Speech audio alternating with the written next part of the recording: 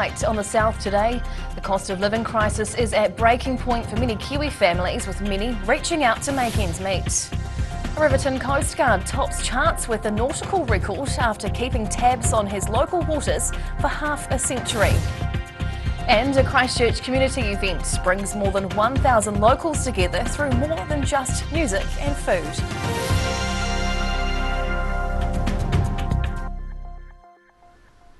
Kia ora, good evening, I'm Hannah Wilkins.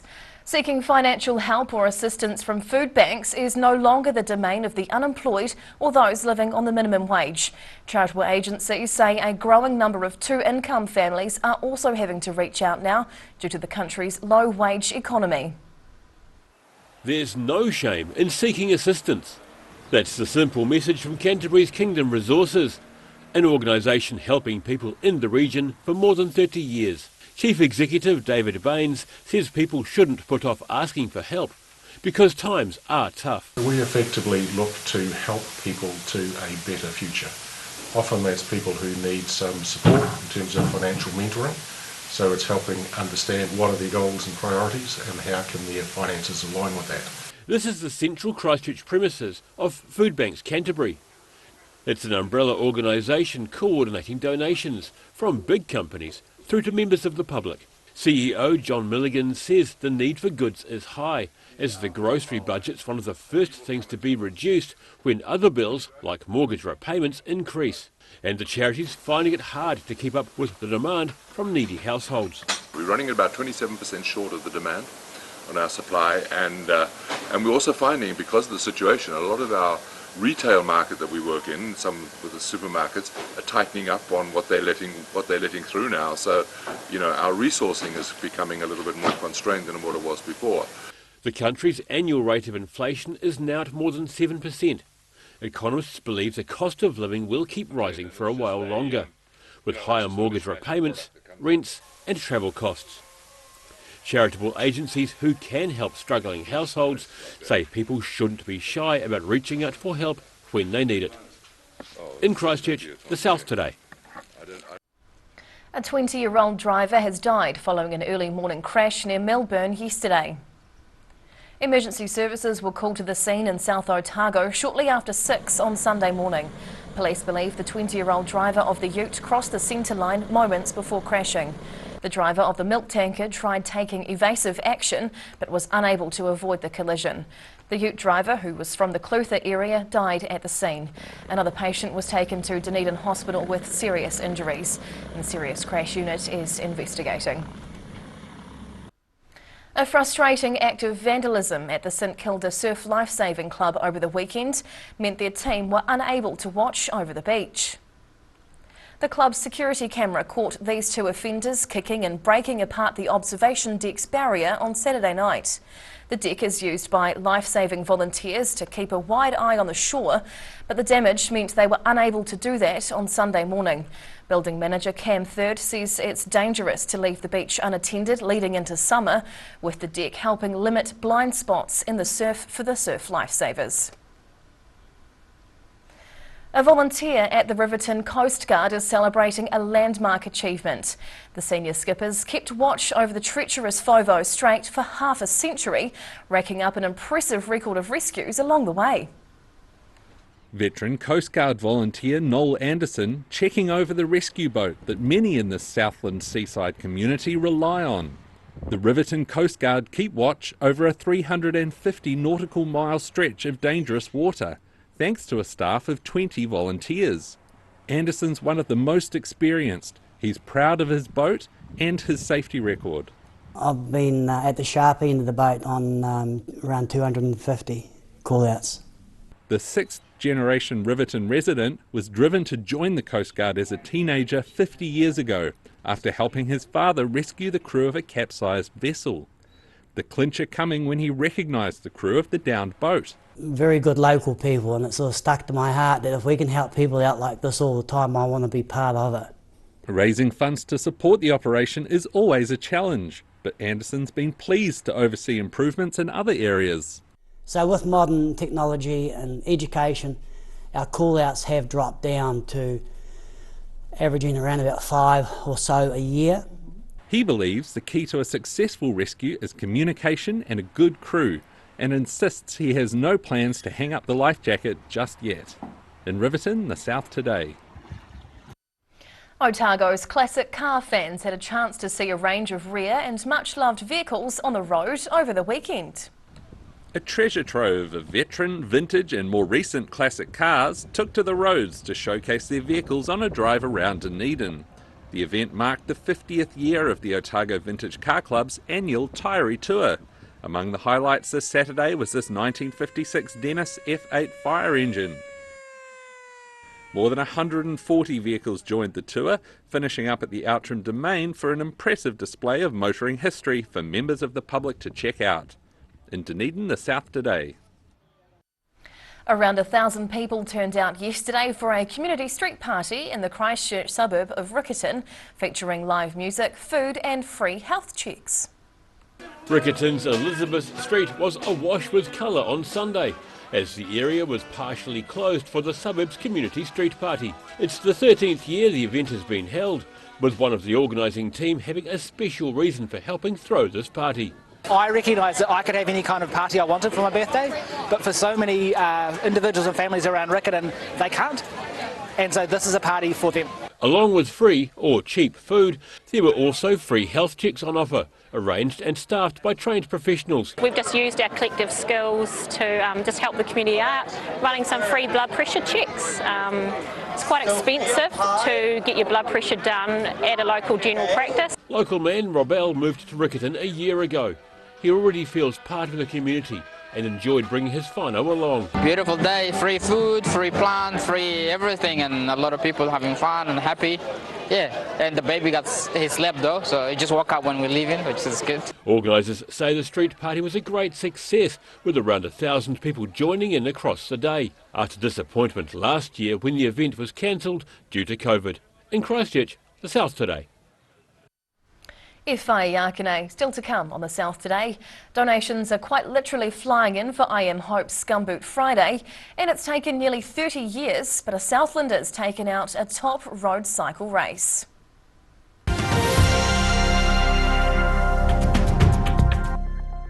Great Britain has a collection of varied landscapes and countryside to rival anywhere else in the world. And the best way to see it is to walk.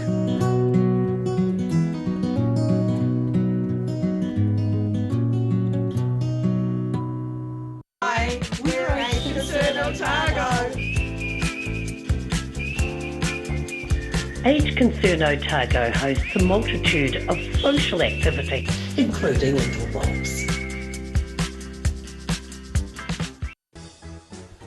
Hi, Lindsay here from Alex Campbell Menswear. We've opened another pop-up store in Invercargill. It's for a limited time. We're in D Street, 201, right beside the Lone Star. Come and check us out. We've got some fantastic deals for you. We've got moleskins, we've got every sort of shirt, warm ones, work ones, business, merino knitwear, jeans, trousers, you name it, the list goes on. It's such a big deal. Come and see us.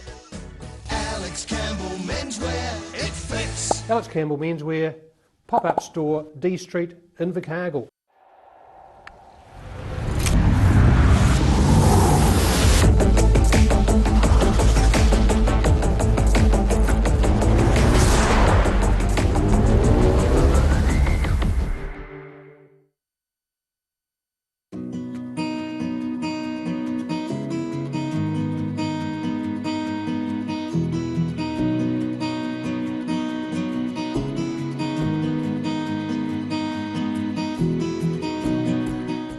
Hi, my name's Matt and I'm the Dines Group CEO. Dines is a company that's focused on selling logistics solutions to its customers. We're passionate about selling efficiency and we've been selling efficiency for over 50 years now.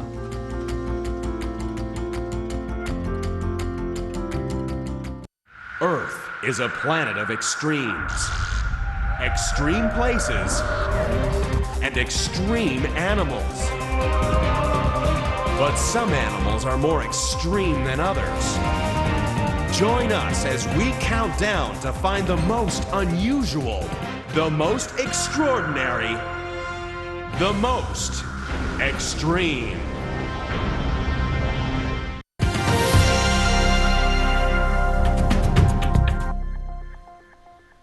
Tēnā koe, welcome back.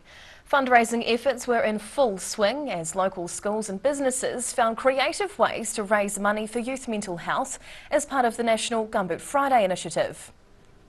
Donations were flying, and so were the gumboots at this charity boot throwing event at Dunedin's Tonga Park, organised by Harcourts Otago. The challenge was one of many fundraising events happening around New Zealand for Gumboot Friday, a charity which supports youth counselling. All the Harcourts branches are doing something to raise some money right across Otago. All of our Harcourts Otago officers are getting in behind it. So down here we're doing gumboot throwing, trying to get the world record of 64 metres. I don't think it's going to happen. Meanwhile, a pop-up exhibition of gumboots painted by John McGlashan students in partnership with former Cadbury staff raised more than $500 for the charity. And donations for that project are still being accepted at the Great Gumboot Paint Up page on the Give a Little website, with the money going towards free counselling for Kiwi kids. Southland road cyclist Josh Burnett is still celebrating after becoming the first rider from the region to win the SBS Bank Tour of Southland since 1994. Champagne celebrations for Josh Burnett, the 22-year-old claiming the winner's yellow jersey on Saturday in just his second year riding the Tour of Southland. Earlier in the day, the Southlander blitzed the 13-kilometre time trial around Winton, increasing his overall lead to 43 seconds over Australian rider Carter Bettles, heading into the final stage. More than 120 cyclists took to the roads around Southland for this year's race, with a strong contingent surviving for the last 77-kilometre stage from Winton to Invercargill. The pace was fast and furious in the crosswinds over the final stage, but there was no denying Josh Burnett a piece of history. The young rider stoked to be the first Southlander to win the Tour in 28 years. It's special, but I've said special probably 100 times this week. I don't actually quite have the words for it yet. It's something I haven't quite thought about, and it's going to take a long time to sink in. It capped off a good week for the boys in green, with the Creation Signs Mito Q team also winning the teams classification and George Jackson winning the King of the Mountains category. In Invercargill, the South Today. And now recapping tonight's top stories on the South Today. The cost of living crisis is hurting Kiwis as Christchurch groups aim to ease the financial pressure. Riverton Coast Guard Noel Anderson reached a landmark achievement. He's watched over the Fovo Strait for 50 years. And free health checks were on offer at a Christchurch Community Day, which attracted more than 1,000 people.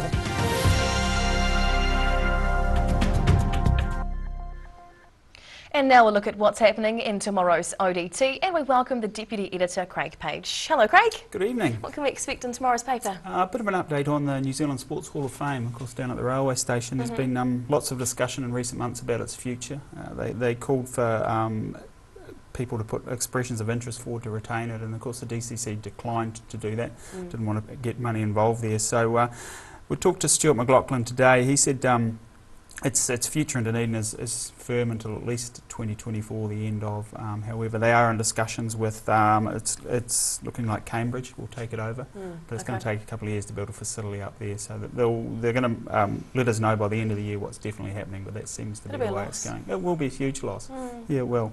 NCA exams underway today, of course, running till December 2, 140,000 pupils throughout the country involved. So we talked to some pupils today about how everything has gone. Physics in my household this morning, and I was absolutely no use in the preparation for that at all. I'm sure you were.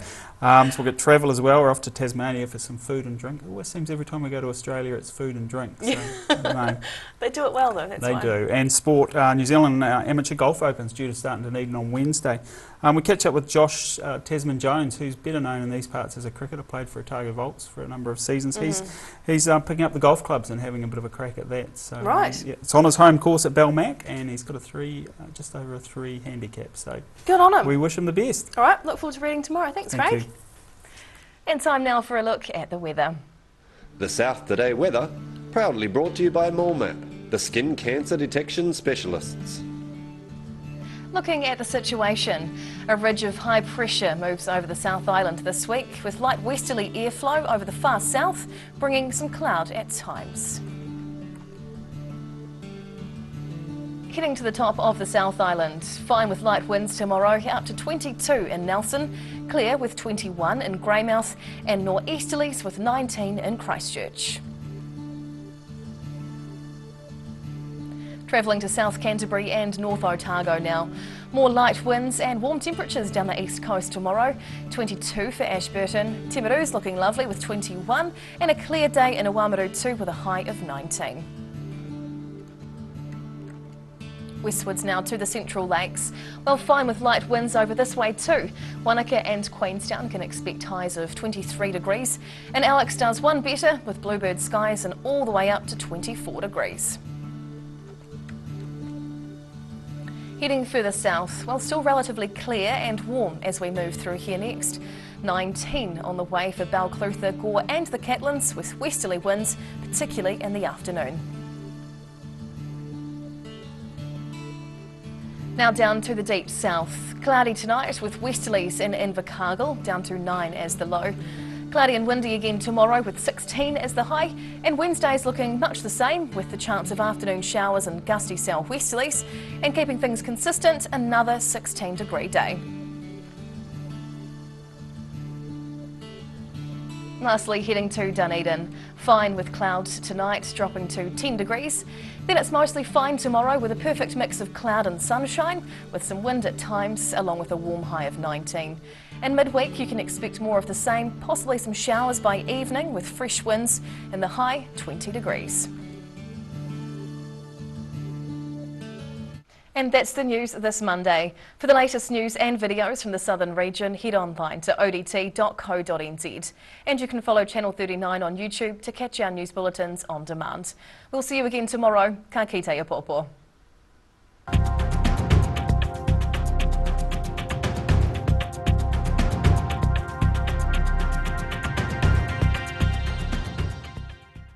Public interest journalism funded through New Zealand On Air.